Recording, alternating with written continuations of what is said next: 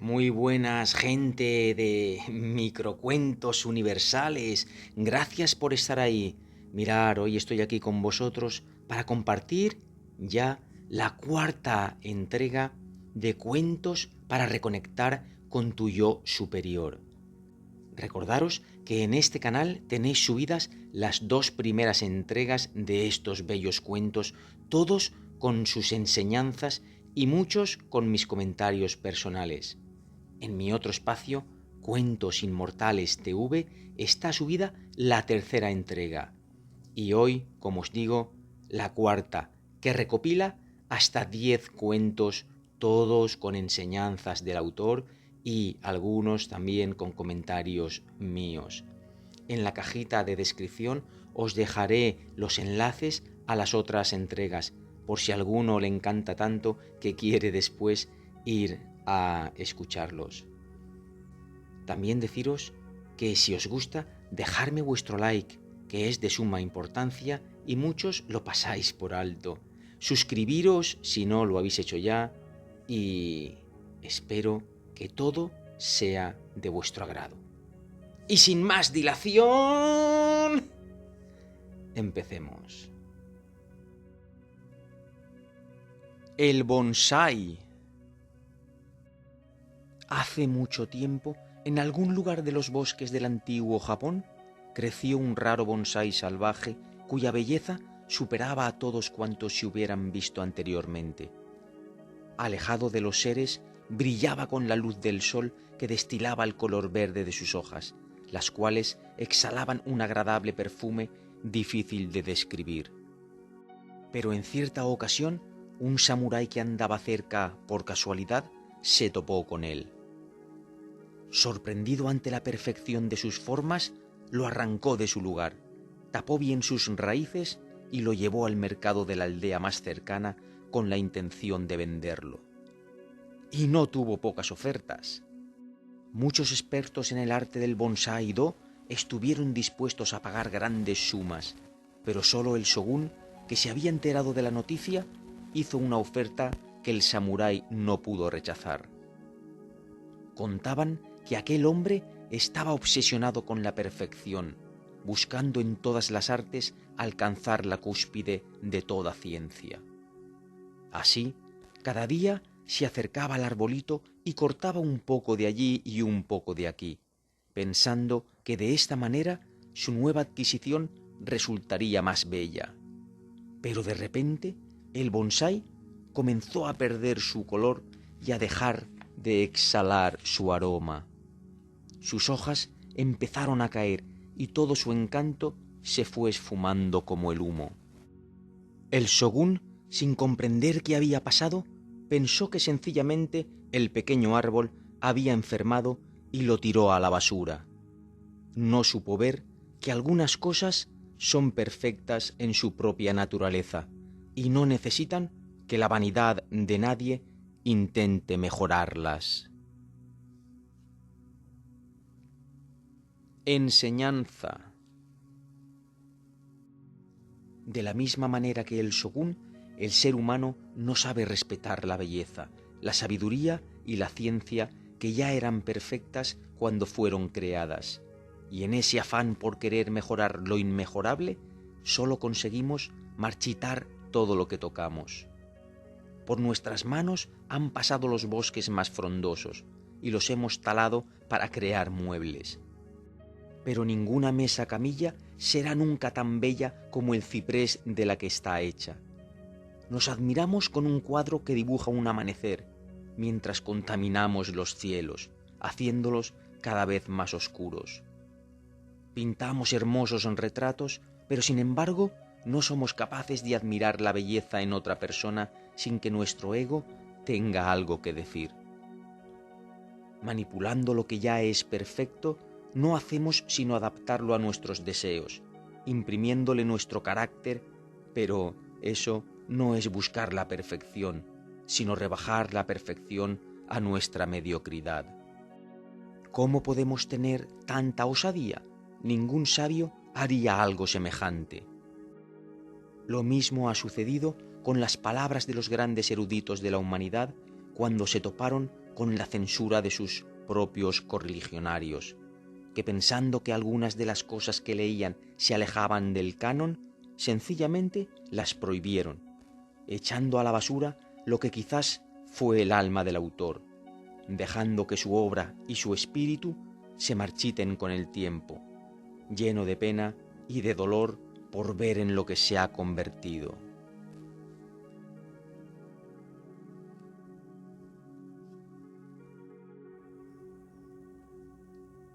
Y es que a lo largo de la historia de la humanidad siempre ha sido lo mismo. El grande se aprovecha del chico, a través de la manipulación, a través del miedo, etc., nos hacen comulgar con ruedas de molino. Siempre es igual, siempre. El mundo no cambiará. Primero tenemos que cambiar nosotros. Tratar de que no nos manipulen, investigar, mirar más allá de cada cosa que me cuentan, no creer siempre lo que me dice la televisioncita, ver otras opciones, a ver qué me cuentan. No porque lo diga el telediarreo, es decir, el telediario, ya eso tiene que ir a misa. Por favor, ir más allá, tener una perspectiva más abierta. Pero está claro que cada uno tiene su verdad, cada uno tiene su verdad, y no nos dejamos convencer por el vecino.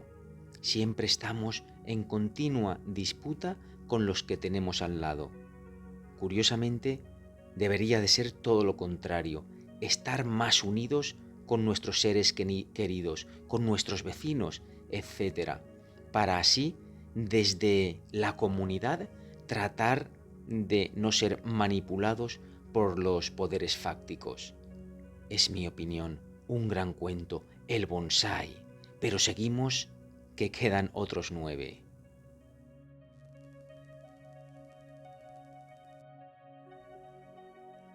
No lo sé. Llegando a Delhi, busqué la casa de 2 maestros sufís muy afamados, pero de distintas escuelas.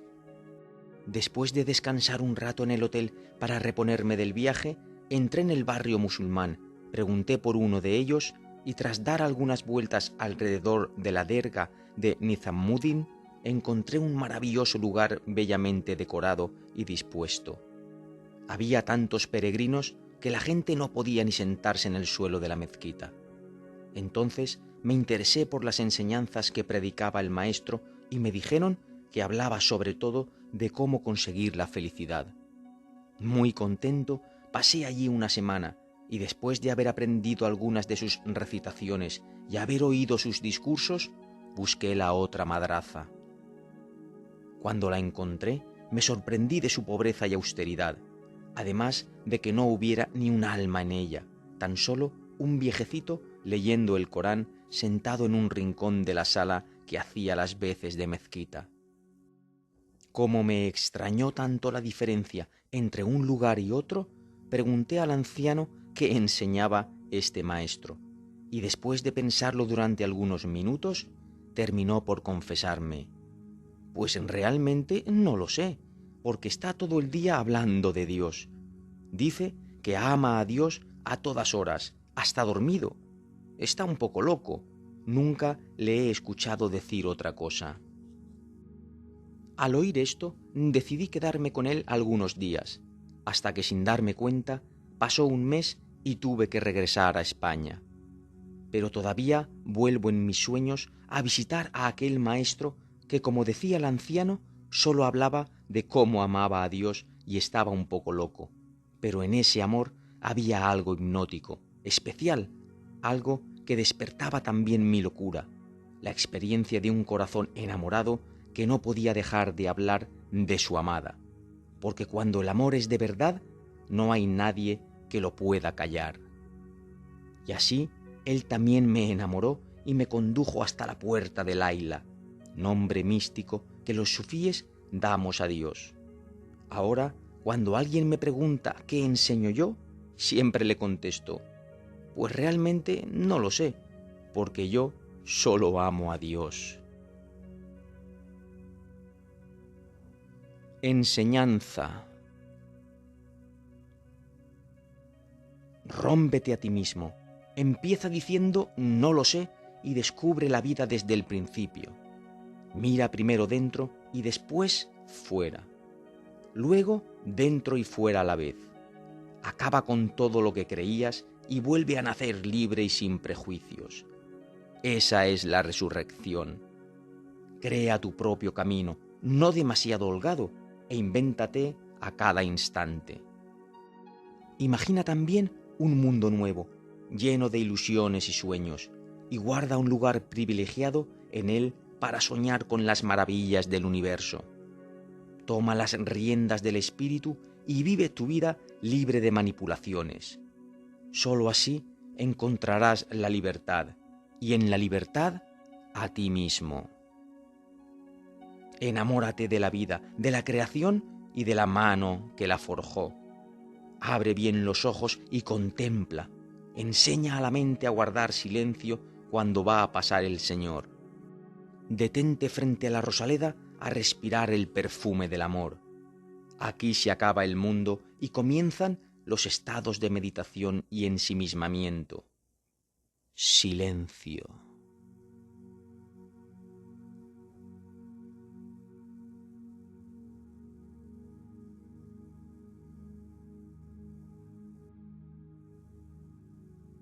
Conocer el Tao. Oh maestro, ¿por qué algunos buscan al Tao en los libros sagrados y otros dentro de sí mismos? Porque los libros sagrados son sutiles, hermosos, poéticos y no dan tanto miedo como asomarse al vacío. No lo entiendo, maestro. ¿A qué se refiere? Pues verás, hijo mío, los seres humanos temen mirar en su interior porque si no encuentran al Tao, se toparán con la realidad de su existencia, que es pura nada, y esa verdad les sacudirá el alma de miedo y de pavor. El corazón del ser humano es un espejo donde el Tao se mira para conocerse y reconocerse.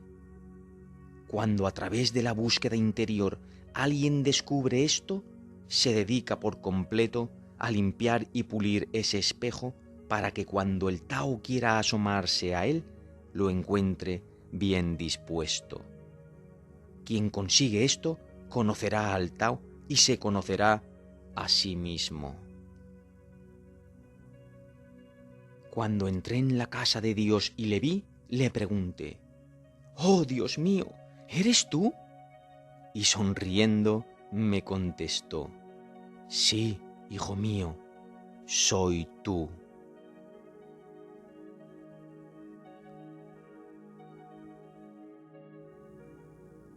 Evidentemente, muchas personas se centran única y exclusivamente en su vida en la crítica hacia los demás y en la queja diaria.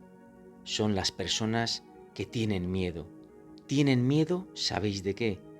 De conocerse a sí mismas, porque cuando miran un poquito hacia adentro se dan cuenta que su vida es una auténtica basura.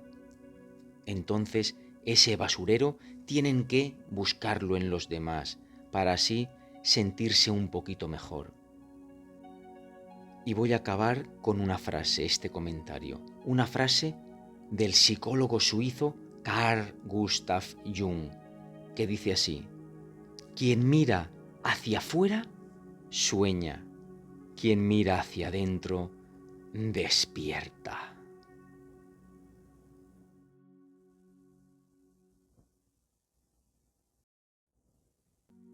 No hay nada imposible. Cuando entramos en el templo, Shifu Tanlung nos esperaba sentado en su asiento. Después de decirle nuestros nombres, nos saludó amablemente. Tenía a su alrededor una especie de aura solemne que intentaba disimular con su constante sonrisa para que no nos sintiéramos intimidados.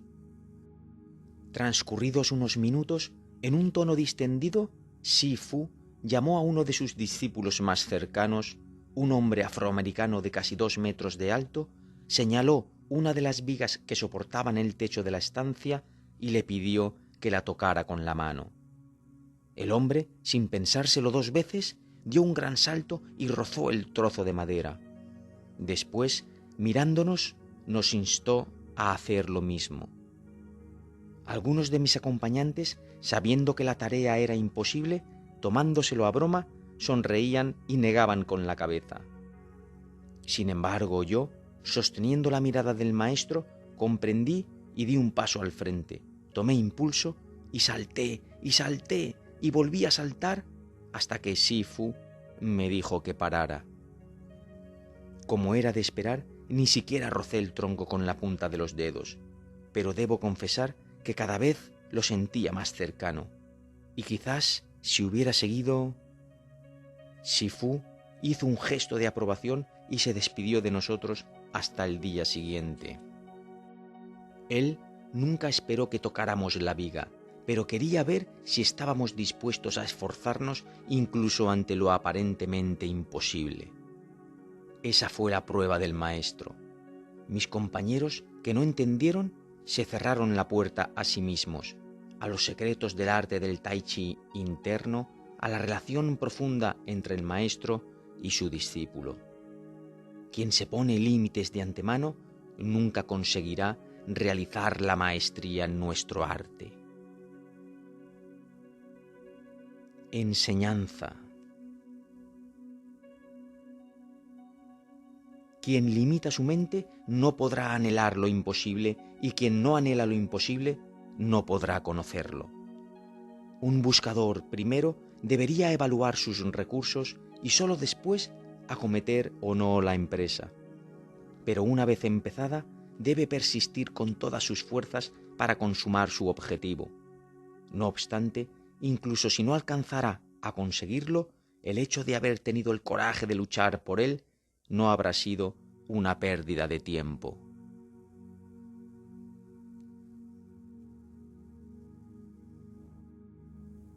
Y yo te diría aún más todavía. Fluye, aprende, disfruta, porque el camino es la meta y la meta es el camino.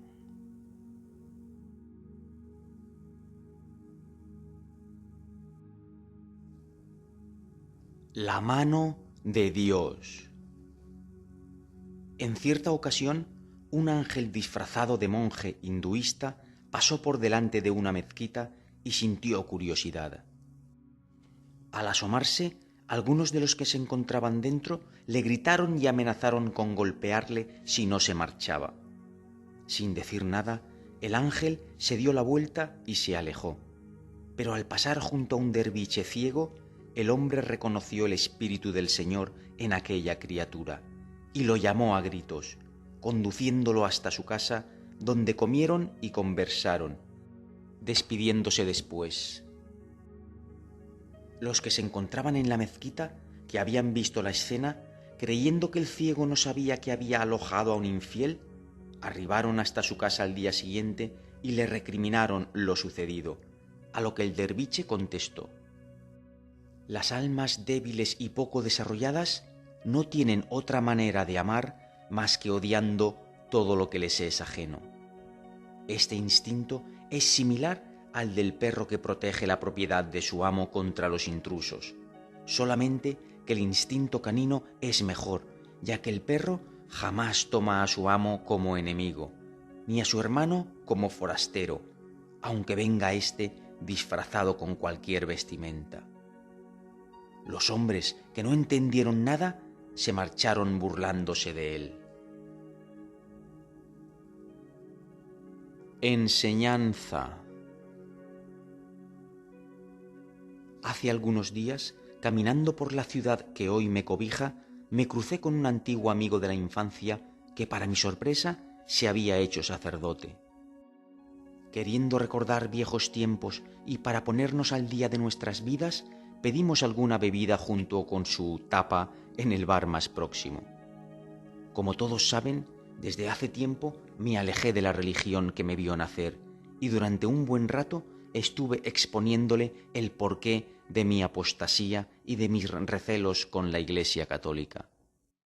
No obstante, mi amigo, que había estudiado teología siendo instruido por el antiguo director de mi colegio, que Dios tenga misericordia de su alma, alguien que abandonó su puesto de privilegio dentro de la iglesia para irse a trabajar con los más desfavorecidos en la cárcel. Escuchándome atentamente, no quiso interrumpirme ni por un segundo, hasta que de repente, mirando las tapas que nos habían servido, me preguntó si me las iba a comer. Yo, desconcertado, contesté que no. En ese momento me pidió excusas y se levantó de la mesa, llevando en su mano los 2 pequeños bocadillos que ofreció a un mendigo que se sentaba frente a nosotros, un hombre en quien yo ni siquiera había reparado. Cuando regresó a la mesa, se excusó de nuevo y me pidió que continuara, pero no pude hacerlo. Con aquel gesto, sin decir una sola palabra, me había enseñado dónde estaba Dios, qué significaba seguir a Jesús de Nazaret y cómo había que rezar. ¿Qué podía decirle entonces? Él había sido instruido por un maestro de verdad y había comprendido bien qué significaba amar a Dios y al prójimo. Una antigua leyenda sufí de origen turco asegura que las 5 religiones mayoritarias que existen, judaísmo, cristianismo, islam, hinduismo y budismo, están representadas por cada uno de los dedos de la mano. Todos los dedos juntos forman un nuevo cuerpo mucho más increíble que el anterior, capaz de palpar, coger, levantar objetos, sentir, ayudar a que nazca un niño. Lo más formidable es que igualmente, desde el dedo meñique hasta el pulgar, la mano se convierte en el nombre de Dios en lengua árabe, Alá. Esto es posible porque Dios se ha repartido entre esas religiones para darse a conocer al hombre. Yo era un tesoro oculto y quise ser descubierto, reza el adagio sufí. Y si faltase, aunque solo fuese un dedo, su obra no estaría completa y la humanidad olvidaría una parte del Dios mismo. Todos los dedos perdieron su individualidad para dejar paso al secreto del uno, que se reparte en muchos sin dejar de ser uno. El ser humano que ha comprendido esto trabaja por perder su forma burda para diluirse en el amor divino mediante la sabiduría, la verdad y la compasión. Un antiguo relato sufí cuenta que cierto día una tormenta hundió un barco.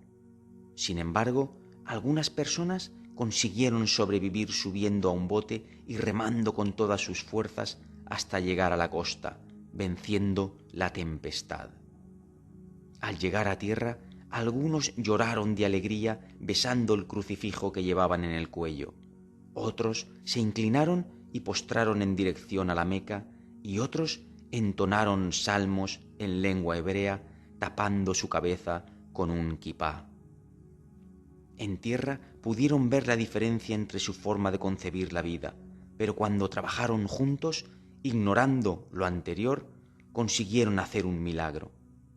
Mientras remaban, a nadie le importó la religión del otro, comprendiendo que su esfuerzo era necesario para todos. Entonces, ¿por qué iba a ser diferente en tierra? No hay otros dioses, pero sí muchos caminos hacia él. Hay un tren que es la vida en el que cada uno ocupamos un coche, pero viajamos juntos, pues todos los vagones están enganchados y dependen unos de otros. A veces avanzamos hasta la máquina y otras veces hacia el vagón de cola. En ese recorrido aprendemos y desaprendemos hasta llegar a la última estación, donde bajaremos quizás para continuar otro viaje, tal vez en otro tren. Por tanto, deberíamos regresar al origen del significado de la palabra religión, que viene del latín religare y quiere decir unir, para empezar a sentirnos todos hermanos, practicando la auténtica fe, cada uno a su manera, en su vagón, sabiendo que dependemos unos de otros para llegar a la estación.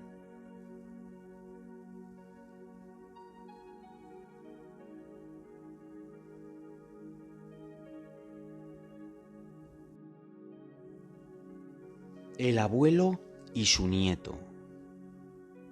Érase una vez un abuelito que todos los días iba a recoger a su nieto al colegio.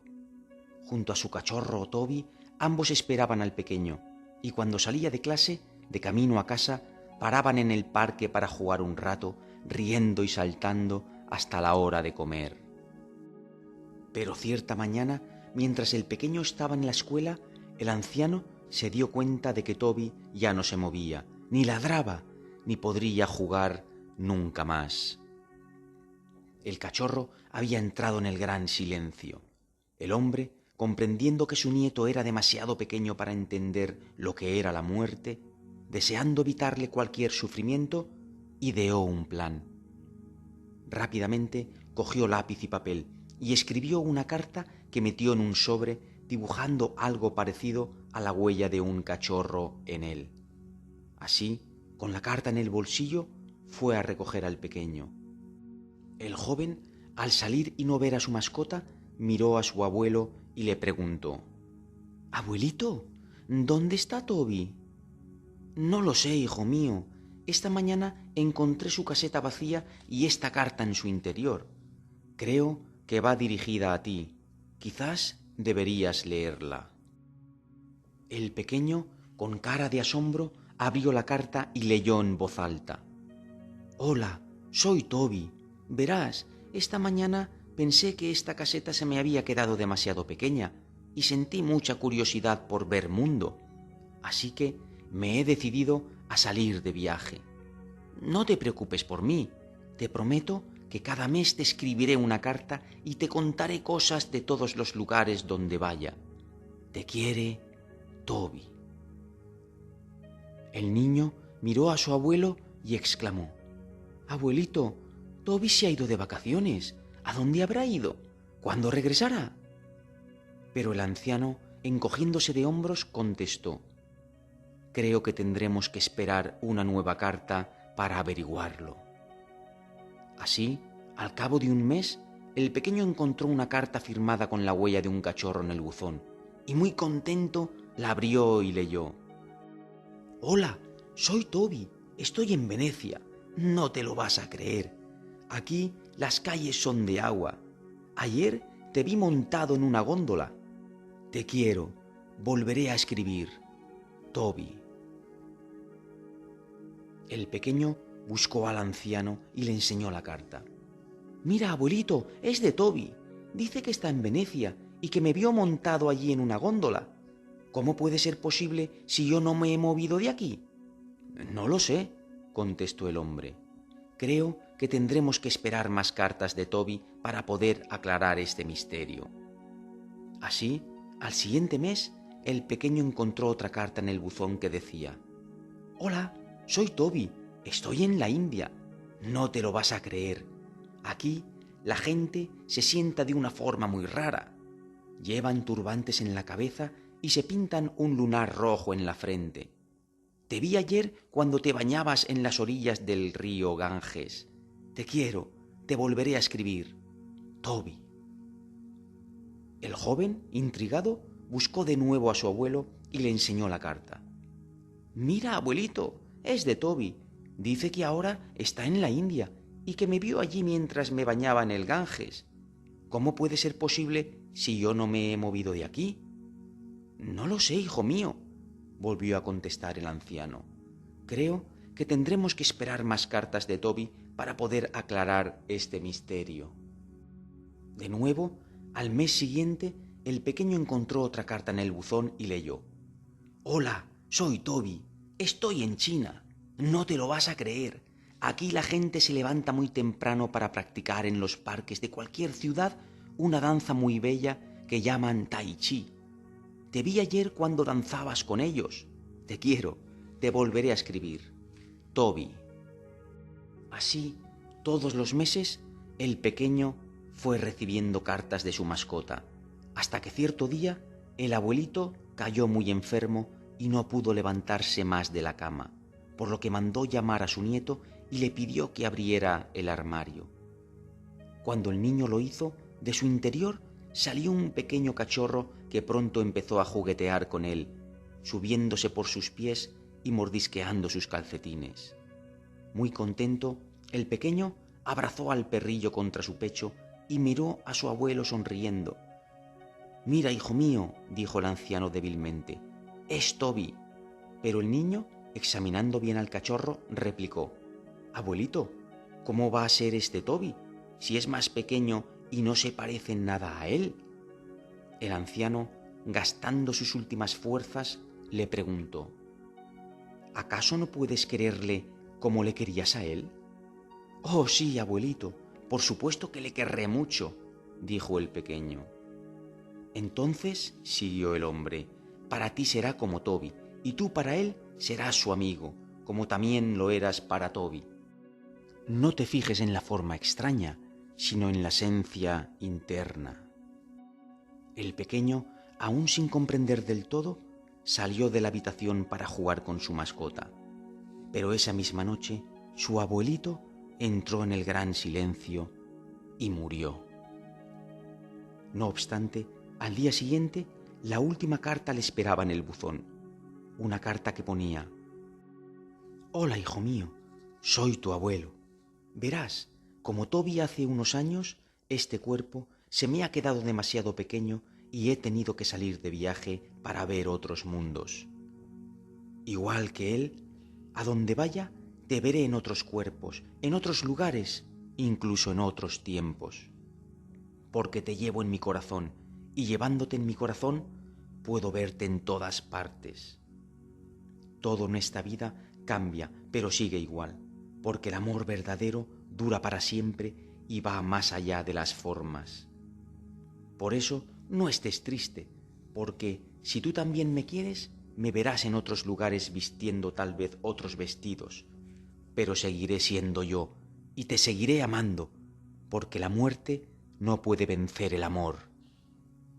Te quiero, te volveré a escribir, tu abuelo». Enseñanza. Recuerdo que cuando murió mi abuelita yo podía verla en todas partes y en otras personas. Su forma de andar, de sonreír, el olor de su perfume. Si estaba atento, podía percibir su alma en todo el universo. Eso me dio que pensar y me pregunté si lo que me estaba ocurriendo no tendría algo que ver con los relatos evangélicos de la resurrección, cuando, aseguran los cronistas, Jesús se apareció a sus discípulos bajo diferentes formas. Y tal vez, solo tal vez, la resurrección sea eso, la liberación del alma encadenada a un cuerpo que se funde con el todo para vivir. Por tanto, también en otros cuerpos, en otros lugares y en otros tiempos, sentada a la derecha del Padre y puesta con mucho amor en nuestra mirada, que no se olvida de los seres que hemos amado y que nos han amado.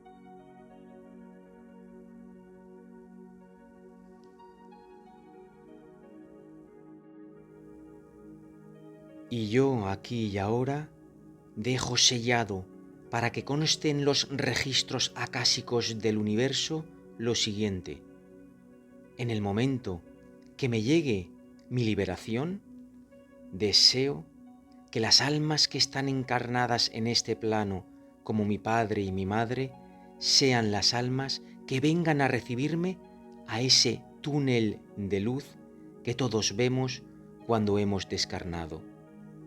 Quiero que sean ellos los que me guíen a través de ese maravilloso túnel de luz a la otra dimensión y allí reunirme con mi grupo álmico. He dicho, ajo. El río de la vida. El Ganges se pasea frente a mí mientras las riberas de los Ghats, escalinatas o graderíos que conducen hasta un río, un lago, un estanque o piscina, de Varanasi se van llenando de gente. La contaminación del río no lo hace menos sagrado. Mis errores pasados tampoco me quitan mi potencial de santidad. El río fluye con la vida. El amanecer y el anochecer se suceden con un extraño encanto que me enseña que todo fluye, que todo pasa que nada permanece y curiosamente en esa impermanencia e incluso en mi propia imperfección encuentro la esperanza de un mañana mejor. Mirando el río, no encuentro lugar donde el río es río, donde las aguas han cambiado su nombre. El río es otro de tantos procesos de la existencia, como mi yo, como la fantasía de mi vida y quien creo ser. ¿Qué le pasa al río cuando desemboca, si nunca ha dejado de nacer de la montaña ni de ahogarse en el mar? ¿Qué le pasa al río cuando descubre que no es tal? El viento trae el murmullo de los mantras y el canto arrullado de los versos del Corán. El río es más bello cuando está libre. Sus aguas no vuelven, no se detienen a mirar atrás. Este momento es más bello si puedes llenarlo de ti y dejarlo pasar. Nada es para siempre, pero el ahora lo puedes disfrutar. En los Ghats la gente hace sus abluciones, pero a Dios no le interesa la fachada de su templo, sino el interior de tu corazón. Bebe del río de la vida, conviértete en sonrisa, que un suspiro en el viento no debería guardar tanto dolor. Enseñanza. En el cielo no hay distinciones entre este y oeste, norte y sur. Somos nosotros quienes las creamos y ahora vamos por ahí tratando de convencer a todos de que son verdad. Pero al cielo no le podremos convencer porque Él ve la realidad tal cual es. Él ve más allá de las formas, más allá de lo que nosotros hemos construido en nuestra mente. Todo lo que llega hasta nuestras manos es tan efímero como una pompa de jabón. Si cierras la mano, explota, y si la dejas abierta, también. ¿A qué, por tanto, podríamos aferrarnos? ¿Qué podríamos poseer que durase para siempre si incluso nuestra propia existencia es una pompa de jabón en las manos del destino? El sufrimiento y la incertidumbre pueden ser vencidos cuando comprendemos que todo cambia a cada instante. Nuestros amigos de hoy pueden ser nuestros peores enemigos mañana. Nuestros familiares más queridos pueden odiarnos si resulta conveniente a sus intereses. Nuestra posición social puede cambiar de repente. Por tanto, no te apegues a nada ni a nadie, pero ama a todos sin distinción.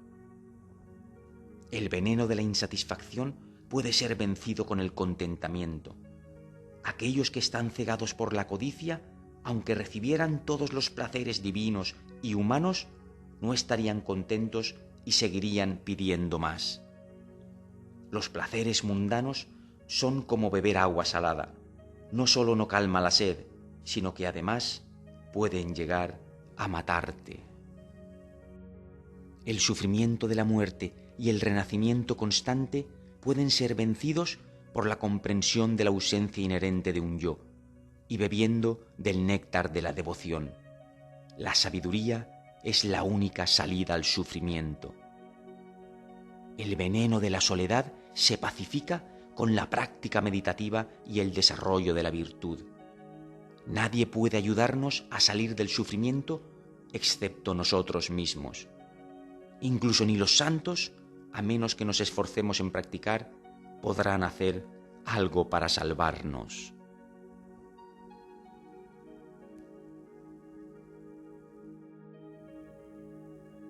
No te apegues a nada.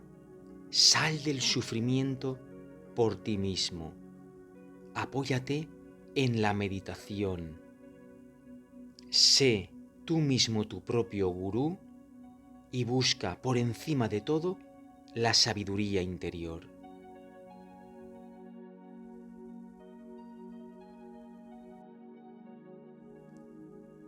Una lección de humildad.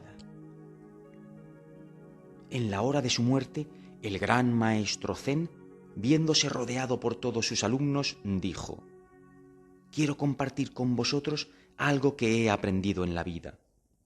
Expectantes, los discípulos se acercaron un poco más al lecho de su maestro, quien siguió diciendo: «Yo nunca he sido nadie verdaderamente importante». Y dicho esto, el anciano cerró sus ojos y entregó el alma. Esto no fue entendido por la mayoría, pero para otros fue la lección de humildad más increíble. Enseñanza. El camino espiritual limpia y adecenta el alma del ser humano, elevándolo hacia la trascendencia, desmontándolo y volviéndolo a crear de nuevo mucho más liviano y ligero. No obstante, la mayoría de personas que buscan los secretos de la mística realmente no quieren cambiar nada ni esforzarse, pues su ego cree que ya son perfectos y solo persiguen experiencias extrañas que ensoberbezcan su vanidad. El peregrino espiritual tiene como su mayor enemigo a sí mismo. Sabiendo esto, fluye con la realidad. En mi búsqueda espiritual me he topado con muchos supuestos maestros enamorados de su propia posición que se preocupaban no de la educación de sus alumnos, sino de que éstos no le echaran la delantera, lo que no resultaba complicado dada su mediocridad. Sin embargo, también he encontrado en otras personas hombres y mujeres muy humildes, la verdadera maestría de vida, seres que sin ser conscientes de su estado espiritual te hacían querer ser mejor persona. Son estas personas más abundantes de lo que creemos. No obstante, como no tienen palmeros tras de sí, nadie los conoce.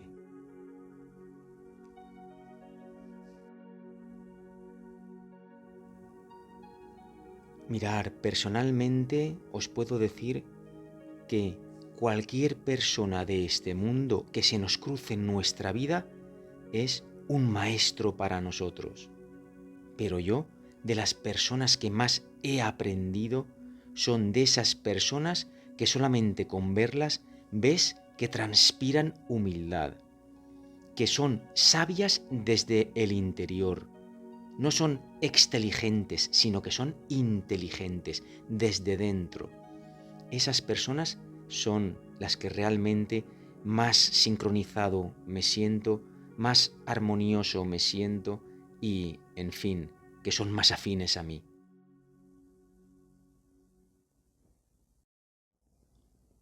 El lucero de la tarde. Cuando yo era muy niño, ciertos días del mes y ciertos meses del año, mamá ayudaba a papá con las tareas del negocio, por lo que mis hermanas y yo nos quedábamos con mi abuelita Matilde, quien cuidaba de nosotros mimándonos como nadie. Mi abuelita era la mujer con el corazón más bondadoso de toda la comarca. Sus vecinos la querían y admiraban porque siempre supo estar al servicio de todos. Sus guisos caseros eran la envidia del vecindario, y en las manos de los mendigos que solían frecuentar la iglesia del barrio nunca faltó una moneda que ella siempre les ofrecía con cariño. Pero cierto día mi abuelita se tuvo que marchar a un lugar muy lejano y ya no pudo cuidarnos más. Yo sabía que ella realmente no se había mudado, aunque mi madre insistiera en lo contrario, pues toda su ropa aún estaba colgada en el armario y sus cosas quedaron en la casa tal cual ella las solía tener. Por otra parte, mi madre lloraba a todas horas diciendo que la echaba de menos, pero no lloraba por mi padre, que también se marchaba a la capital para atender el negocio. Pasados unos meses, tras reflexionar mucho, mamá pensó que las personas en las que más confiaba y quienes serían un ejemplo ideal para nosotros, que nos cuidarían con el mismo esmero que mi abuelita, eran Jonás e Irene. Y aunque no nos unieran lazos sanguíneos, un gran afecto se fue forjando, aliado con el tiempo entre mi familia y los dos ancianos que se sintieron muy orgullosos de cuidar de nosotros. Yo echaba mucho de menos a mi abuelita y al principio me negaba a estar en casa de desconocidos. Nada de lo que hicieran para llamar mi atención reconfortaba mi ánimo y solo quería que ella volviese y poder comer de nuevo sus panecillos crujientes y oler el perfume de su ropa. Sentarme en su regazo y hacerme el dormido sintiéndome protegido y amado. Las tardes de verano, cuando ya estaba anocheciendo, Jonás sacaba su mecedora al porche y se balanceaba observando las estrellas en silencio, mientras yo me sentaba en el suelo a su lado. Así, cierto día, sumido en la nostalgia, me atreví a preguntarle dónde estaba realmente mi abuelita. «¿Dónde crees tú que está?», me preguntó él. «Creo que está con Dios», le respondí. «¿Y dónde está Dios?», volvió a preguntarme dulcemente. Instintivamente señalé con mi dedo el cielo, preguntándome no obstante si sería la respuesta más acertada. Al ver mi dedo, el rostro de Jonás se volvió aún más enigmático y un gran silencio se hizo de nuevo entre nosotros mientras el anciano seguía surcando con la mirada el infinito. «¿Por qué no dices nada?», le dije desesperado. «Estaba pensando», dijo pacientemente. «Me ha sorprendido tu respuesta». «¿Y por qué te ha sorprendido?», insistí. «Pues verás, hace algunos días que vengo observando el cielo nocturno y me he dado cuenta de que desde que tu abuelita se marchó, una nueva estrella ha aparecido en el firmamento». «Es aquella de allí», dijo señalando con el dedo uno de los puntitos brillantes que adornaban la bóveda celeste. «Por lo que me cuentas, si tu abuelita está con Dios y Dios está en los cielos, estoy totalmente seguro de que esa nueva estrella que ha aparecido allá arriba es tu abuelita, que está velando por vosotros desde el cielo al lado de Dios, brillando para que sepas que está cerca de ti todos los días. Así, siempre que lo desees, puedes hablar con ella, pues te estará cuidando». Sorprendido, miré aquella estrella, la cual pareció intensificar su fulgor como haciéndome un guiño, y sentí que lo que Jonás decía calaba en lo más profundo de mi alma, dando paz a un corazón que había estado sufriendo terriblemente el dolor de la pérdida. Ahora sabía que mi abuelita no se había marchado, podía verla cuando quisiera y ella podía verme a mí y cuidarme como siempre lo había hecho. Desde aquella noche, todos los días busco en el cielo infinito la luz de mi abuelita que me guía y me protege sentada a la vera de Dios, justo bajo su trono, y le doy las gracias por haberme querido tanto, por haber sido uno de los ejemplos vivos de bondad más altruista que jamás haya conocido, por brillar en mi corazón con una luz que jamás podrá extinguirse.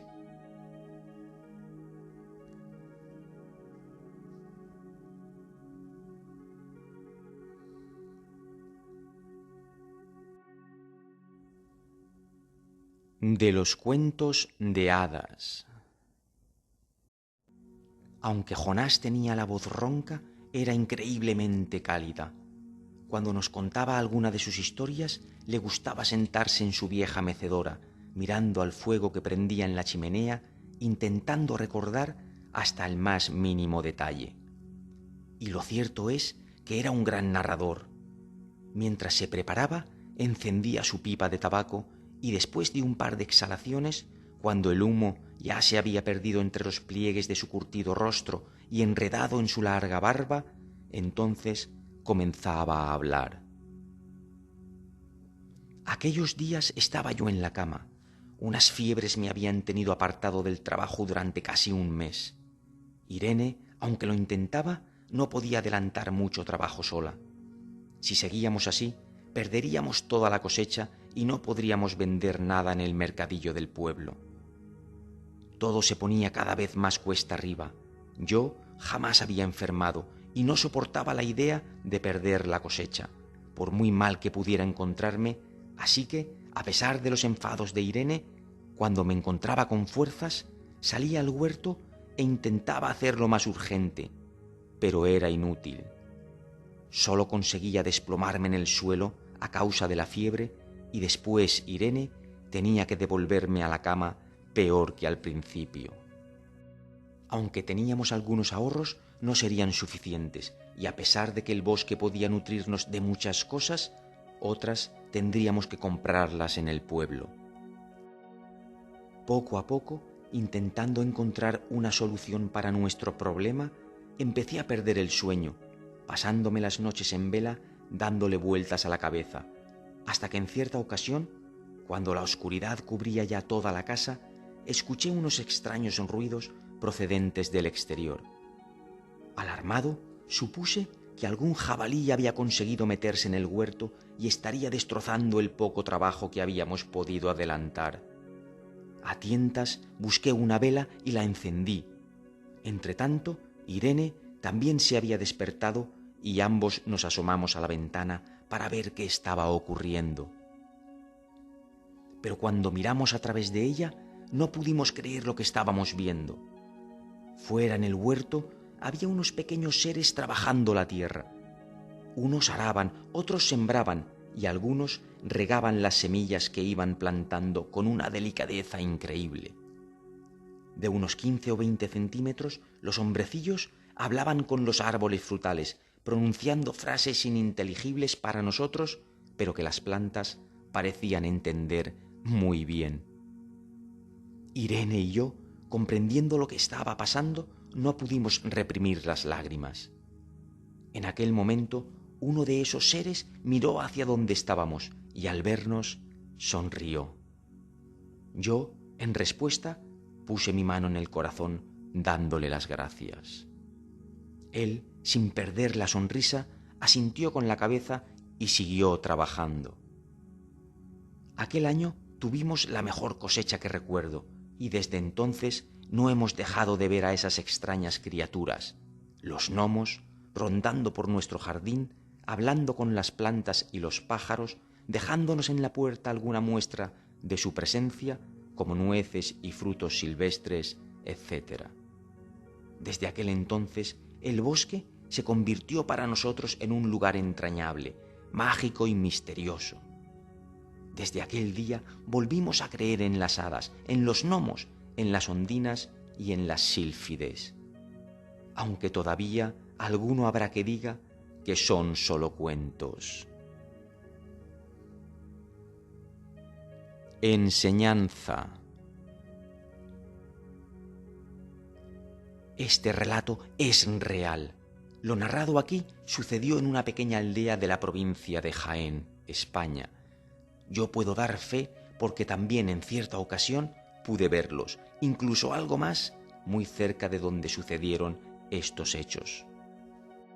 Aunque olvidados, los seres elementales han convivido siempre con el ser humano, la mayoría de veces huyendo de él, pero otras protegiéndolo. Bajo este mundo conviven otros reinos que podríamos percibir si dejáramos de mirar el dichoso móvil por un segundo. Seres tan fantásticos que el hombre y la mujer modernos no quieren reconocer, porque si lo hicieran, tendrían que cambiar sus vidas.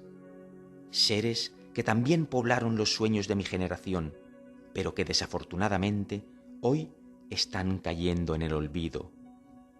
Ya nadie sale a los bosques a buscar círculos de hadas, porque de hecho ya casi ni hay bosques en los que buscar la magia.